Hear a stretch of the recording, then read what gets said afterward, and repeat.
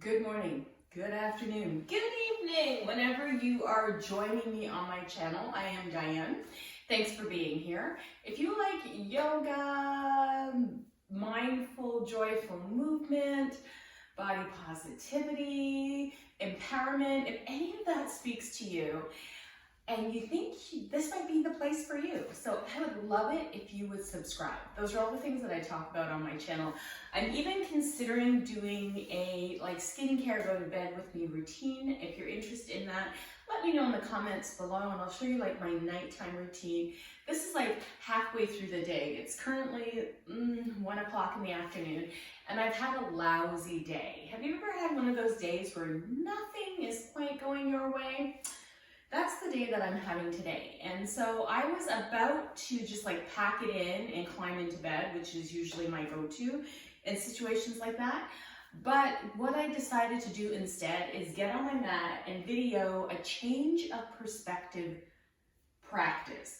So what does that mean? That means that I'm going to do some inversions. I'm going to look at today slightly differently by going upside down. And quite frankly, I can't pack it in today and go to bed because I do have a private client and I do have a class online later today to teach. So that's just not an option today, but I do need a change of perspective.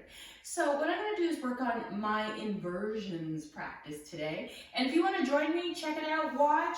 I'm gonna show you a few accessible ways to do inversions. What I have is a blanket, and it's pretty stiff and pretty thick, and this is the kind of blanket that I usually use to support my body.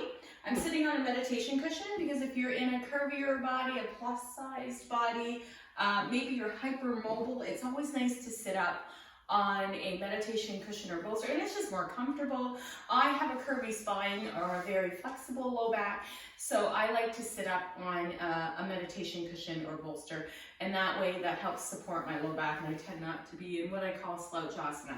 So if you want to practice with me today, I'm going to show you a few different inversions, and let's just get right into it. Let's just start right away with an inversion.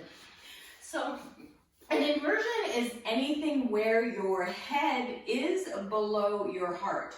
And so one inversion that I like to do that I feel is pretty accessible, and I like to play with it with a meditation cushion or bolster or a block, is just legs up. So some of us like to do legs up the wall, which I'll show you later, but we can just bring our legs up and our arms up and just relax here for as long as it is comfortable.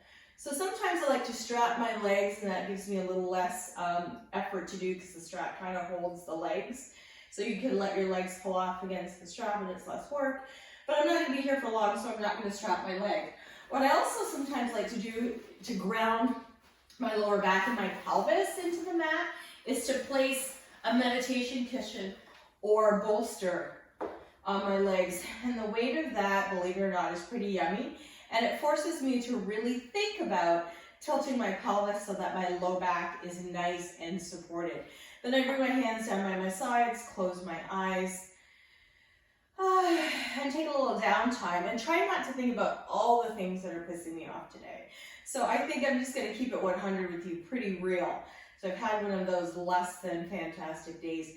So anyway, just allowing myself to be here. And then this is an opportunity for me to come to my breath. I place my hands on my belly and start to breathe in slowly and deeply. Just allowing myself to relax. And what I usually do when I'm doing these changes of perception is that I remind myself that not all days go the way that I want to. And there's lots of good things that are happening today that I can choose to focus on, or I can just choose to focus on the things that are not going well today. So, and that's what it is when you go upside down. It's a change of perspective. Beautiful. We'll take a couple breaths here, a couple more breaths here. And then I'm going to release my bolster or meditation cushion, bring it off to the side, and do a few little twists. So I'm always like to do a twist. So we'll float our arms out into T with the palms turned up, and then let the knees fall over to the right side. Take a little spiral twist, because when I get anxious or upset, I find that my low back starts to feel, a little less than happy.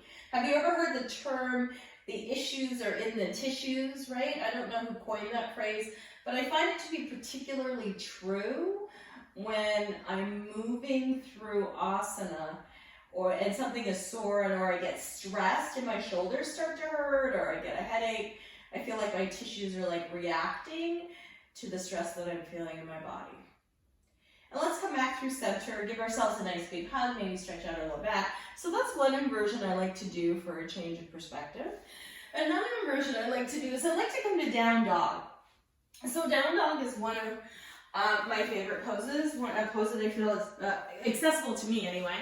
But there's variations that are a little bit more accessible. So if you have sore knees, I'm a big fan of using a meditation cushion or a bolster full of buckwheat, which is a new thing that I've found from the company Yoga Matters, and I'll link to them down below.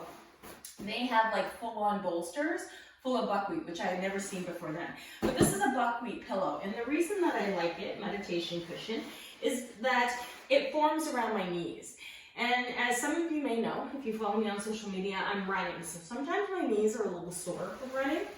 And what I like about this is I can kind of just rock into the meditation cushion, and it just forms and supports my knees, and it feels amazing. It feels so much better than kneeling on the ground or on the pad or on a mat. So from here, if I don't feel like doing a down dog, you can do a puppy pose where you walk your hands forward, a hand print, and you soften your chest down to the mat. And my chest is being slightly supported by my meditation cushion. So that's also considered an inversion. And then you can take it from puppy to dog, right? The puppy grows up and it becomes a dog. And then you can also take a down dog, right? Where your head is below your heart. That is also considered an inversion, a change of perspective, because we're walking upright all day. So if we take a nice down dog, we stretch out our back, we stretch out our calves, we stretch out our heels, we build strength in our arms, and it can feel really good. So that's another inversion I like to play with. I'm going to bring my knees back down. One that's my absolute favorite is a wide leg forward fold. So let's come to standing.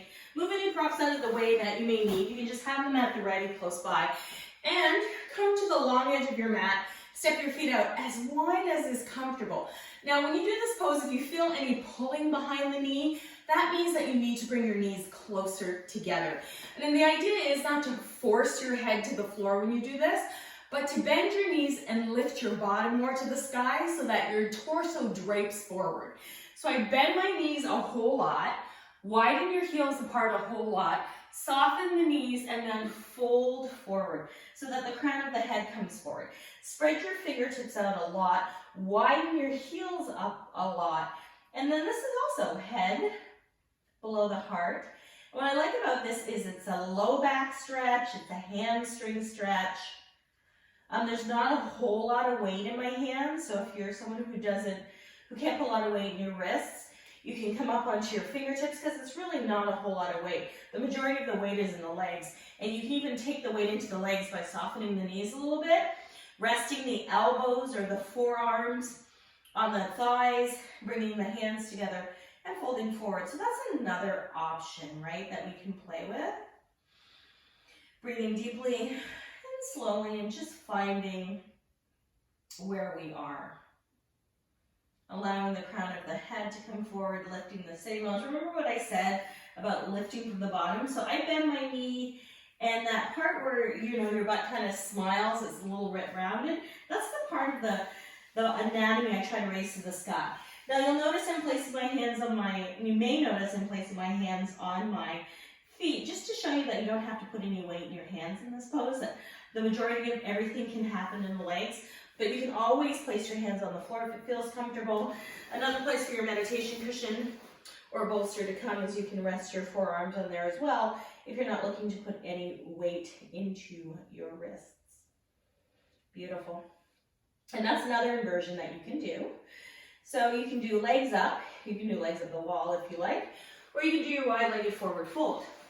Now, the next one I'm going to offer you is not always accessible to everybody. So if you want to come to kneeling to see, I'm going to show you a couple other ways. So The inversion that we most often think of when we think of inversions is headstand. And it's been a long time since I've done a headstand. It'd be a couple months anyway. So we'll see how effective I am at doing headstand, I should say, today. So when I'm doing my headstand, I think of the setup as a tripod. My head and my forearms are going to be the things that are going to be supporting the rest of my body.